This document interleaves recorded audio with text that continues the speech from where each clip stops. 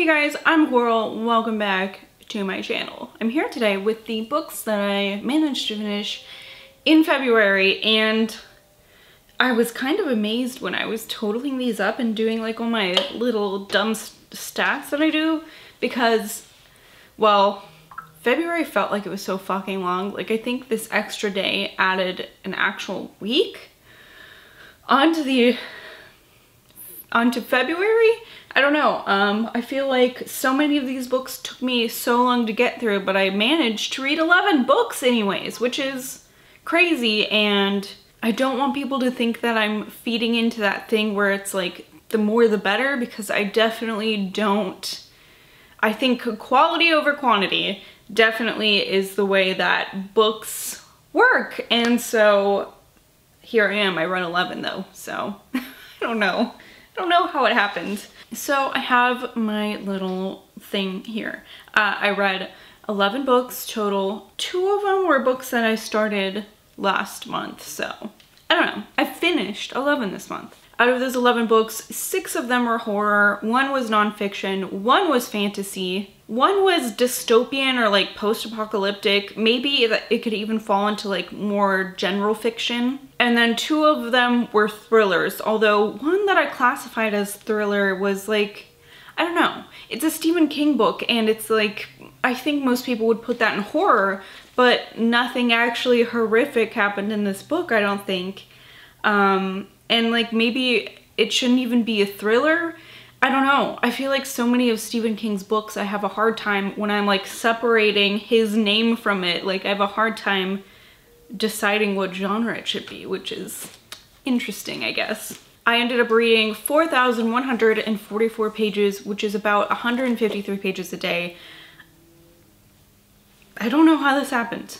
A couple of the books were a little bit shorter, but there were also some really chunky books here, so I don't know. The years I read, so we started in 1991. I also read one from 1995. Then we jumped to 2007, 2009. I read 2 that were published in 2015, 1 in 2016, 1 in 2017, 2 that were published in 2018, and then 1 that was more recent, published in 2019. And then as far as my star ratings go, I had 2 1.5 star books this month. There's so many half-star ratings here. 1 2.5 star book, 1 3-star book, 2 3.5 star books, 3 4-star books, and then 2 5-star books this month. So, yeah, I read some really books that I didn't really like, but also there were some good ones in here. So, formats, 8 were novels, 2 were novellas, and 1 was a graphic novel. 10 of them were adult books, and 1 was young adult. So, let's get into it. I'm gonna try not to make this too fucking long. First, I should start with this book so I don't forget about it, because I don't have the physical copy with me, because I read it, I loved it so much, and I immediately made somebody else read it. And that is The Indifferent Stars Above by Daniel James Brown. Oh my gosh, you guys, I loved this book so much. Even as somebody who has done, I don't know, when I say research, it seems so weird because it's just like, I've looked it up on the internet before, you know what I mean? But I mean, I've read about this myself before, and that is the Donner Party expedition. And so I thought, like, since I've heard about it and I've read about it before, maybe there would be a lot of information that I would feel is just recycled because I knew it. I mean, not recycled, because facts are facts, but I loved this book so much. I give it 5 stars. It was compelling. His story writing is so good, and I don't read a ton of nonfiction because I feel like I just have to find the right topic and the right author. I mean, I guess just like any book really, but I feel like nonfiction can be so much more dry than genre fiction can be. And this was so good, so well written. It is like the Donners, the people in the Donner Party had to have been the unluckiest motherfuckers in the world. There was just so many things where it's like, it would have been okay if this happened, but, or if they had just gone this way, they would have found a settlement like 5 miles away, and it's like, oh my god, these people are so unlucky. So yeah, I would definitely recommend giving this a read. It was very, very good. Okay, another book I'd like to talk about. This is Oathbringer by Brandon Sanderson, but this is only the first part. I actually finished this and was waiting on a copy of the second part, which actually came yesterday. So I'm going to keep reading this. This is the first part. It was so good. If I had to rate it, I'd give it 5 stars, but of course I haven't finished the whole story yet, so we'll see how it is. I can't imagine that it would be anything but 5 stars though, because I've just loved these so much. And this is a really giant fantasy series. I'd say probably high fantasy. I feel like it's pretty accessible though for people who don't read a lot of fantasy. We follow like 3 different people. They're very different. One is the uncle of the king, one is a slave, and one is a woman who's trying to become a scholar.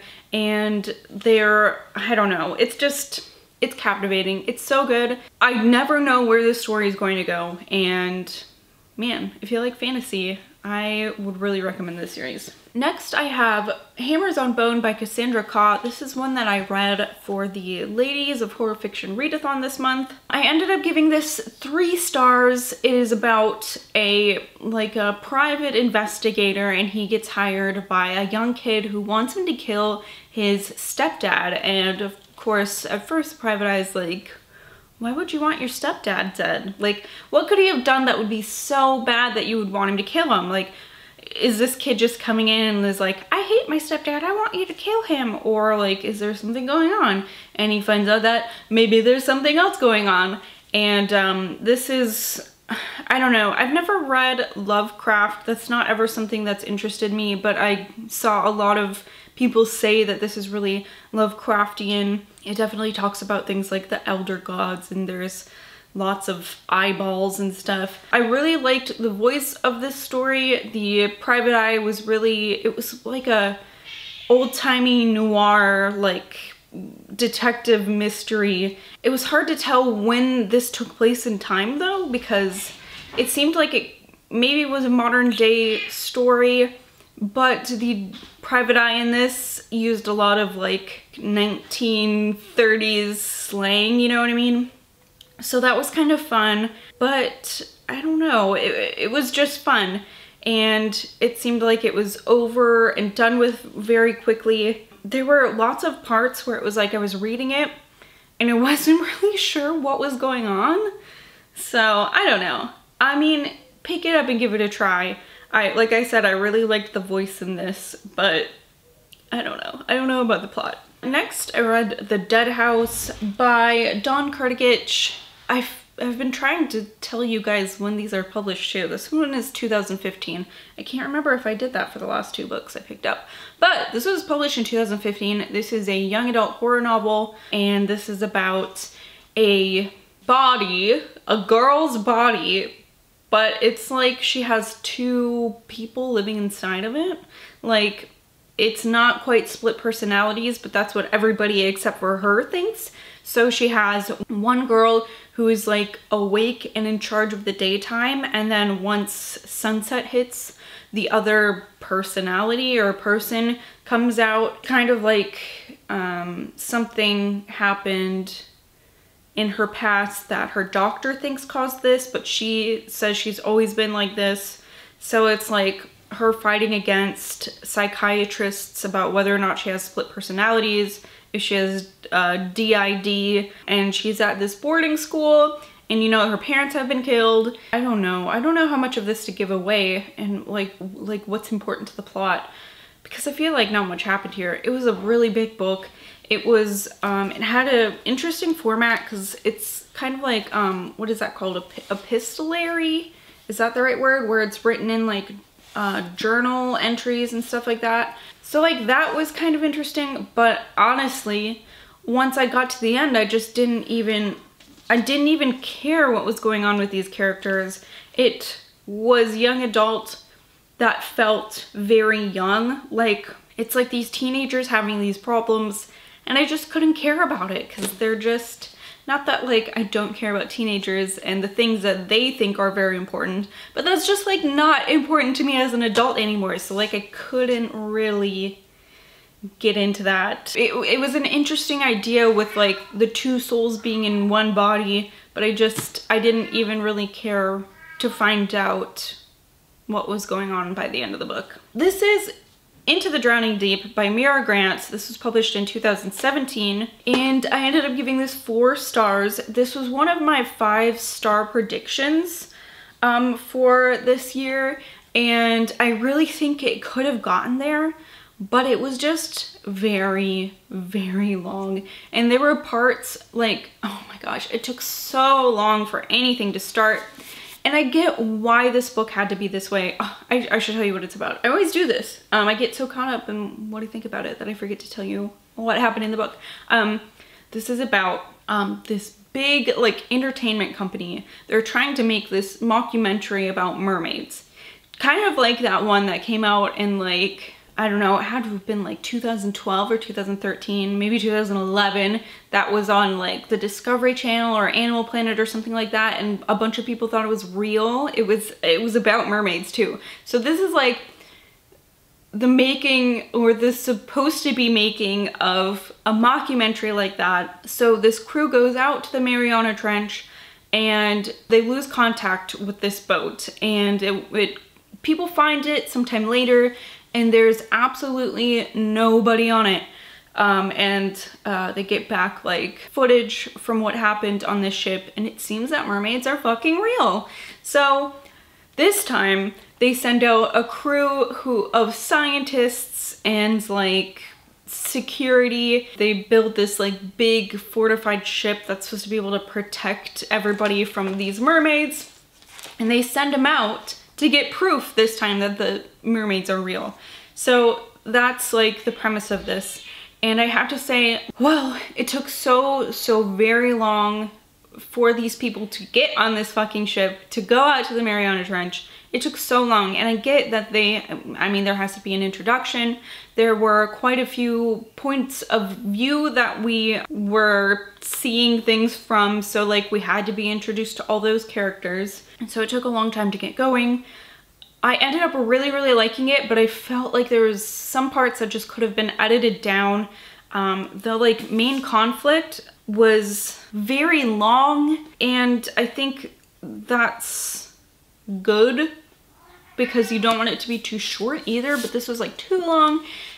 There was a lot of science stuff, which I know reading some reviews people didn't really like, but I liked it, I guess, because I just must be really interested in biology and stuff like that. Like, and I have to admit, if this were like physics or something, it just would have gone way over my head, because that is just not interesting to me. But if you're interested in biology, I think that the science parts won't be so draggy. So yeah, I liked this a lot. It could have been a 5-star read, but it was just a little bit too dang long. My throat hurts today, and I've decided that to help that, I will drink straight up carbonated battery acid. I don't know what's wrong with me. Next up, we have this tome of a book, Needful Things. This was published in 1991. I gave this 4 stars, and this is about a really small town. This takes place in the infamous Castle Rock, and a new shop opens in town, and of course, it being a small town, everyone's very interested in what it could be, and it's called Needful Things. And the townsfolk, one by one, eventually make their way into the store, and they find the things that they most want, and some of these items maybe even have magical qualities to them. And the man who runs this shop is named Leland Gaunt, and he eventually manipulates people into doing things he wants by giving them the things that they most want. And I really liked this, of course, being that it's a Stephen King book. This one definitely could have been edited down a little bit. The ending was kind of very cheesy, but I really liked seeing what was going on in this small town. I really like that dynamic where everybody knows everybody. Everybody knows the secrets that people wish they didn't, and all that kind of stuff. So I think that Castle Rock was the perfect place for something like this to happen. Okay, next I have Station 11 by Emily St. John Mandel. This was published in 2015. And I gave this, it's like very close to being 4 stars. Like if I have to be really picky, I'd say 3.75 stars, because I'm going to be picky about it. This is like a post-apocalyptic book, and it takes place before, during, and after this like super flu that happens. And it really all revolves around this famous actor named Arthur Leander. So it's like people who were connected to him in life and people who were connected to him even after he died, because he dies right at the onset of this super flu. I really waited for something, like some central conflict to pop up in this book. Like I was expecting something to happen and it really didn't. It was almost like a slice of life book. And I don't know if I really like that, but I have to say, it was a very nice book. It was written nicely. The writing was nice. But I think my biggest problem with it was that I didn't care about Arthur Leander. So like I didn't really care about all these people who were connected to him in life. You know what I mean? It's like I thought he was just some dude who was bored with his life and like made a lot of bad decisions, and not even like fun bad decisions. So I don't know. I can see why a lot of people like this, and I thought it was okay, but not one of my favorite books. Okay, we're getting down there, folks. Next I read Dexter in the Dark by Jeff Lindsay, right? Okay. Dexter in the Dark by Jeff Lindsay. This was published in 2007, and I gave this one 3.5 stars as well. This really just, I mean, I can't really give you a very good synopsis of this because it is a sequel. A lot has happened in these past 3 books. And it's been a lot different than the TV series, which I've really appreciated, because I don't think I wouldn't read these if it was exactly like the TV show. There are some main characters in here whose lives go very differently than they had in the show. So this is just fun. I really like Dexter's voice in this. It's very, you just know that it's him and it's Dexter, which is fun. And he's just like charming and psychotic, and it's good. I have to say though that this volume didn't impress me quite as much as the first 2 did. There was just not a huge amount of conflict in here. It was more about Dexter's like family life with Rita and her kids, and it was just okay. You saw Gideon Falls Volume 2. This was published in 2019. This is the 2nd volume, like I said, of Gideon Falls, which is this story about these people who in their lives have seen this big black barn, and when this black barn shows up, lots of bad things happen, people go missing, children go missing, stuff like that. There is a couple characters that we follow through this. There's like a priest who's had some troubles in his past. There's a man named Norton who has some mental illness issues, and he's basically trying to rebuild this barn. He feels like this need to rebuild this barn, and in this volume you kind of see how there are like these connections made between some of these characters, and you're like, oh, that's what it is. So like some of your questions are answered, but there are a whole buttload more questions now, and it gets a little bit weird towards the end, like trippy and zany, like weird. So I liked this. I gave this 4 stars. I just didn't like it quite as much as the first volumes. Okay, next we have The Nightmare Room.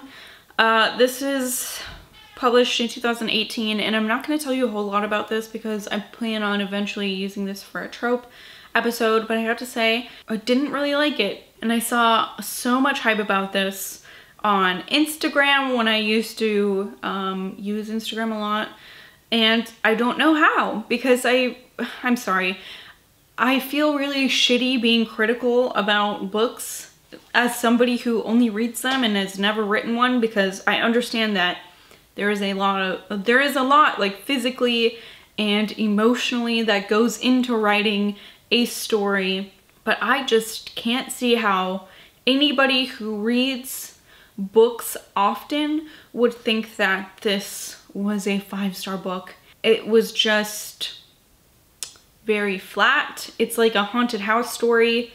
I made the connection between stuff that was going on very quickly and very easily. It felt overwritten. It was like, I don't know. And the characters, they would make these like knee-jerk reactions to things, and then right afterwards they'd just be like, alright, that's cool. And it's like, what the fuck? Like, not to give anything away, but there's something that happens between two of the characters here, like this ultimate betrayal basically, and they get into a physical fight, and then the character who's mad at the other ones are like, alright, cool, just drive me home. It's like, what the fuck? If someone did that to me, I'd beat the shit out of them, and I would not get back in a car with them because I would keep wanting to beat the shit out of them, right?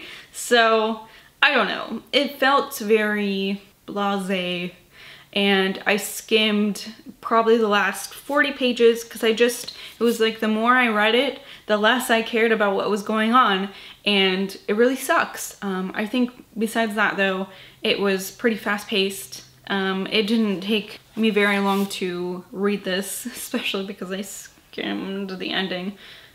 So I don't know. I feel bad. I feel bad, but I really think that you have to be honest about it, and I think maybe some people haven't been, and that's why there are a lot of, It's kind of like when the book The Girl on the Train by Paula Hawkins came out, or, oh, one that Ready Player One. It's like it reached so many people, and that is so great.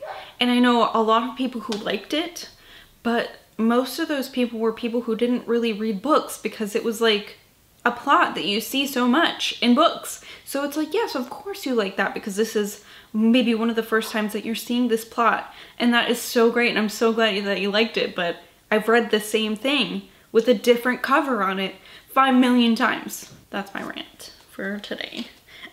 Okay, the last thing I read, I'm also not gonna get into too much about because I'm doing this in a drop video just next month. This is Zombie by Joyce Carol Oates, and this is like kind of a reimagining of like a Jeffrey Dahmer-like character. I'll tell you more about it next month. This video is very long, so maybe it's a good thing that I'm not getting into it, I guess. Oh, so that's it. Those are the 11 books I managed to read this month. It seems crazy. I think next month I'm gonna try to take it a little fucking easier. Alright. Well, thanks for watching, you guys. Let me know how you felt about any of these. I will see you guys later. Bye. Deuces.